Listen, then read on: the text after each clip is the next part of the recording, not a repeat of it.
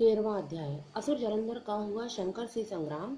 दैत्य क्रोध करके चढ़े, हारे दैत्य तमाम। नारद जी बोले, जलंधर राहु की इन बातों को सुनकर क्रोधित हो अपने दैत्यों को साथ लेकर जल्दी जल्दी चल दिया। जल्दी के कारण उसका मुकुट पृथ्वी पर गिर गया और आप भी फिसल पड़ा। दैत्यों की सेना के सैकड़ों विमान आकाश में ऐसे छा गए जैसे वर्षा ऋतु में बादल। तब उसको आता हुआ देखकर इंद्रादिक सब देवता छिप कर शिव जी के पास गए। बोले, हे स्वामी, देवताओं की इस विपत्ति को क्या आप नहीं जानते हो? आप जलंधर का वध करके हमारी रक्षा करो। इस प्रकार देवताओं के वचनों को सुनकर महादेव जी ने हंसकर विष्णु भगवान को बुलाया और कहा कि आपने संग्राम में जलंधर को क्यों नहीं मारा? अपने बैकुंठ को छोड़कर उसके घर क्यों जा बसे हो? विष्णु बोले, आपके अंश से उसका जन्म है और लक्ष्मी का भ्राता है, इसलिए इस दैत्य को नहीं मारा, आप ही मारिए। शिव जी ने कहा, ये बड़ा तेजस्वी है, इन शस्त्रों से मेरे हाथ से नहीं मरेगा, इससे सब देवताओं सहित अपने तेज का अंश मुझे अस्त्र बनाने के लिए दो। नारद जी आगे बोले। तब सबने अपने अपने तेज दिए, वे मिलकर एक हो गए। फिर महादेव जी ने अपना तेज छोड़ उस बड़े तेज को एकत्र कर एक भयंकर सुदर्शन चक्र बनाया। बाकी बचे तेज से इंद्र ने भी वज्र बनाया। किंतु जब करोड़ों हाथी रथ और सेना समेत जलंधर कैलाश के पास की भूमि में दिखाई दिया, उसको देख सब देवता जैसे आए वैसे ही छिपकर चले गए। शिव जी के गढ़ नंदी, गणेश, स्वामी, कार्तिक आदि सब देवता महादेव जी की आज्ञा से युद्ध के लिए आए। वीरों को प्रसन्न करने वाले भेरी, मृदंग और शंख ध्वनियों तथा हाथी और घोड़ा रथों के चलने से भूमि से कांपने लगी। शक्ति, तोमर, बाण, मूसल, फरसा आदि अस्त्रों से आकाश भर गया। युद्ध में मारे हुए दैत्यों को मृत संजीवनी द्वारा शुक्राचार्य बार बार जिलाने लगे। देवों ने शिव जी के पास जाकर शुक्राचार्य का सब चरित्र कहा। तब महादेव जी के मुख से भयंकर प्रत्यय राक्षसी पैदा हुई, जिसकी ताड़ वृक्ष के समान जांग और गुफा के समान मुख था। वह उस युद्ध में आकर असुरों का भक्षण करने लगी और शुक्राचार्य को अपनी भग में धर आकाश में अंतर्ध्यान हो गई। अब देवता शुक्र को पकड़ा हुआ देखकर आनंद से दैत्यों को मारने लगे। शिव जी के गढ़ों से भयभीत दैत्यों की सेना ऐसे अलग थलग हो गई जैसे वायु के वेग से चलने से तृण समूह बिखर जाता है। गढ़ों के भय से भागी सेना को देखकर सेनापति निशुंभ, शुंभ और कालनेमी अति क्रोध करके युद्ध में गए। वर्षा के बादलों की तरह इन तीनों ने बाणों की वर्षा करके शिव जी की सेना को घेर लिया।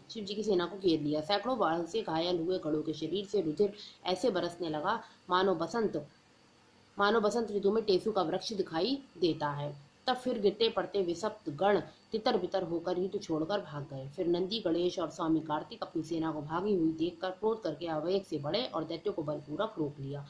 14वां अध्याय।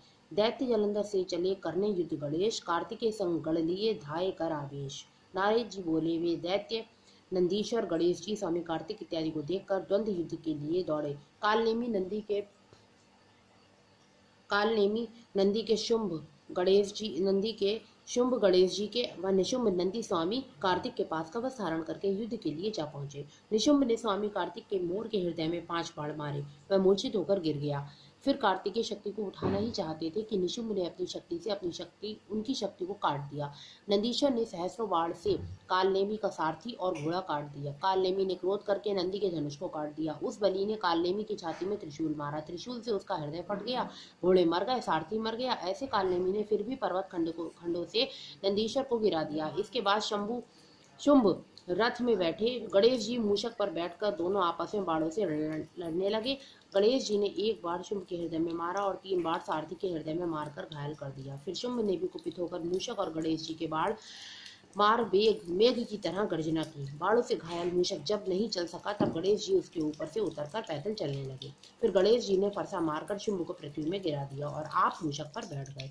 कालनेमी और निशुंभ दोनों ही बाणों से गणेश जी को मारने लगे, जैसे कोई मनुष्य अंकुश से हाथी को मारे। तब महाबली वीरभद्र गणेश जी को पीड़ित देखकर अनेकों भूतों तथा कूष्मांड, भैरव, बेताल, योगिनीगण और पिशाच सहित दौड़कर आए। फिर किलकिला शब्द और सिंह की गर्जना से पूर्ण हुए पृथ्वी कांपने लगी। वे भूमि पर दौड़कर दैत्यों को खाते और संग्राम में उछलते कूदते थे। नंदीश्वर और स्वामी कार्तिक सावधानी से संग्राम में बाणों से दैत्यों को मारने लगे। छिन्न भिन्न मरी हुई तथा शिव जी के गढ़ों से खाई हुई दैत्यों की सेना व्याकुल और उदास हो गई। तब जलंधर सेना को छिन्न भिन्न देख बड़ी ध्वजा वाले रथ में बैठकर गणों के सम्मुख आ गया।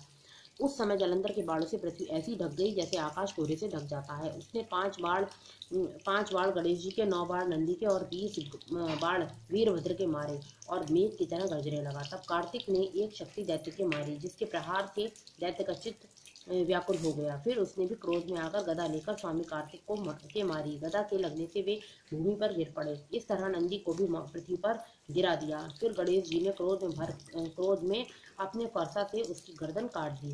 वीरभद्र ने 3 बाण दैत्य के मारे और 7 बाणों से उसका घोड़ा, ध्वजा, धनुष और छत्र काट दिए।